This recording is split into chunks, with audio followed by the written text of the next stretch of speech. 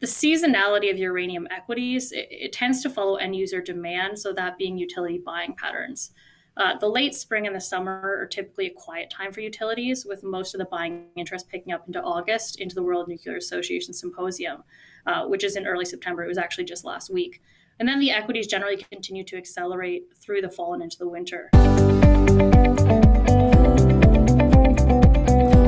Hi, it's ggoernert, Vice President and Senior Investment Advisor, Canaccord Genuity Wealth Management and ggoernert Wealth Management. Now, welcome to the channel where we help you make sense of the financial world. Now, if you like my content, like my videos, please feel free to click the subscribe button or share, drop a comment. Love to hear from you. Now, today, my guest is Canaccord Genuity Uranium Analyst, Katie Lachapelle. Hey, Katie, how are you? Hey, Greg, I'm good. How are you? Thanks very much for joining me. Now, last time we had you on, we talked about how you were thinking that 2020 was probably the turning point for uranium. Now we're heading into fall of 2021. Has anything changed your mind on that, or can you expand on that a little bit? Yeah, it's a good question. I'd say if anything, there's a couple things that have probably reinforced that view. So just quickly looking on the demand side, I think we've seen government support improve over the last 12 months as countries continue to look to decarbonize. So we saw China release their 14th five-year plan earlier in the year, and that was pretty bullish on nuclear. It was better than we had expected. It's basically calling for a 40% expansion in their nuclear capacity by 2025, with another gigawatts under construction at that time. And then we've also seen India come out and commit to some pretty aggressive nuclear targets. And then if we even take a look at the North American as well as the European markets, I think we've seen more of a constructive view on demand. So in particular, we saw the US rejoin the Paris Agreement in January. And then more recently, we've seen them look to actually subsidize the domestic nuclear fleet. So actually just yesterday, the Illinois Senate voted in favor of an energy bill that will prevent Exelon from shutting down 3 of the nuclear reactors that are in state there. Yet on the supply side, what we've seen is a market that continues to be highly concentrated and extremely fragile. So on top of the COVID-19 disruptions that we saw last year rolling into a little bit of 2021, we saw that significant amount of supply come out of the market. But recently what we've also seen is a rise in purchases of physical uranium by both non-traditional players. So most notably, most recent being the Sprott Physical Uranium Trust. Then we've also seen some purchases by uranium developers. What this effectively means is that pounds are being purchased and held by users that are not utilities. So therefore, these pounds are not being used to necessarily fuel a nuclear reactor, but rather they're being held to tighten supply and drive prices higher. And this strategy is working. We've seen spot prices rise over 40% in just the last month alone since Sprott has started purchasing. And I'd be happy to jump and dive deeper into the Sprott topic as well.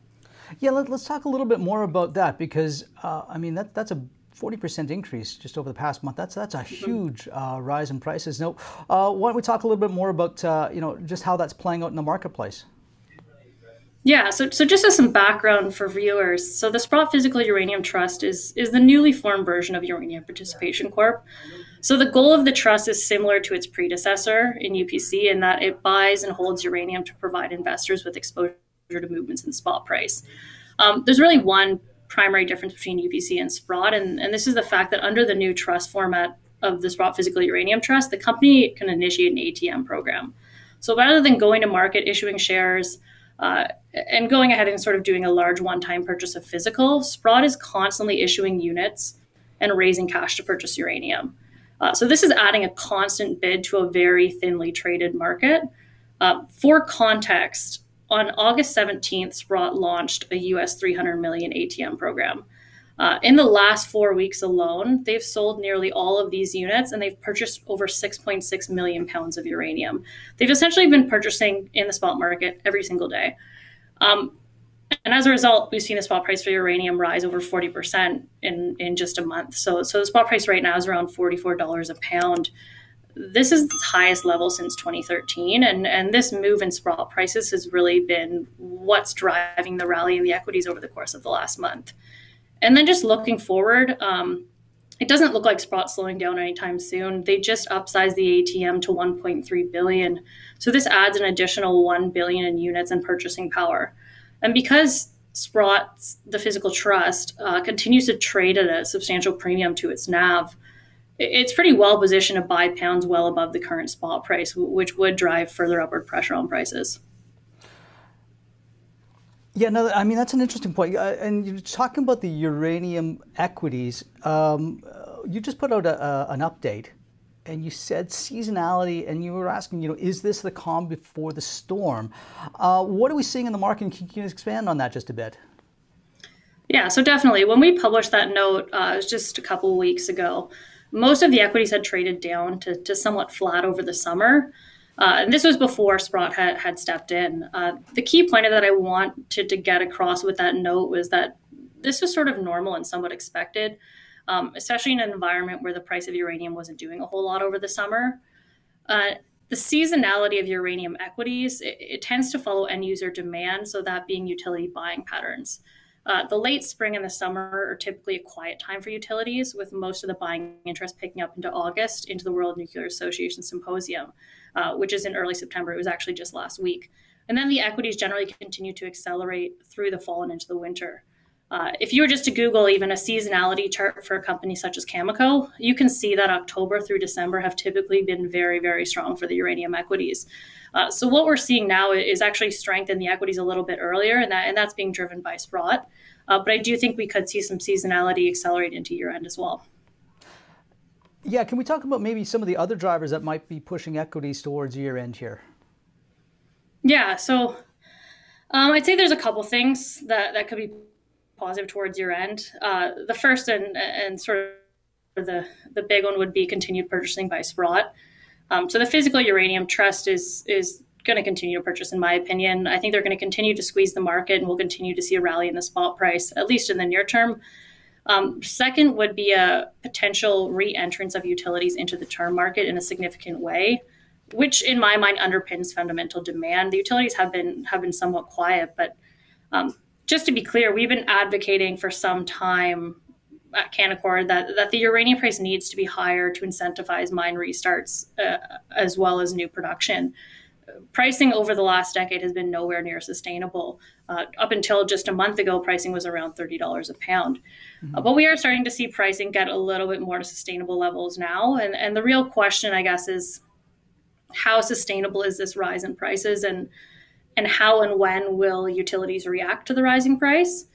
It's sort of, one, will they get spooked by rising prices and rush to secure term contracts? Or two, will they be patient and attempt to maybe outlast the wave of buying from Sprott? Either way, I think it's only a matter of time before we see utilities return to traditional contracting. And with spot prices now starting to better reflect the actual cost of producing a pound of uranium, I think producers and developers are in a much better spot to negotiate. So it should be a very exciting couple months into year end, and then as well into 2022. Interesting. Now, last time we talked about, some of the things that were happening in 2020 was Cigar Lake had been shut down, and we had some Kazakhstan production that had been shut in. Do you see that coming back online, or what would be the thought process before, taking those big steps to start bringing that back online, and how would that maybe affect the market? Yeah, so these are sort of temporary supply disruptions. So what we saw was Cameco took down the Cigar Lake mine twice. So they took it down from April to August, and then again from December through to April of 2021. So the mines actually, they've since ramped up. So they're back up and going now.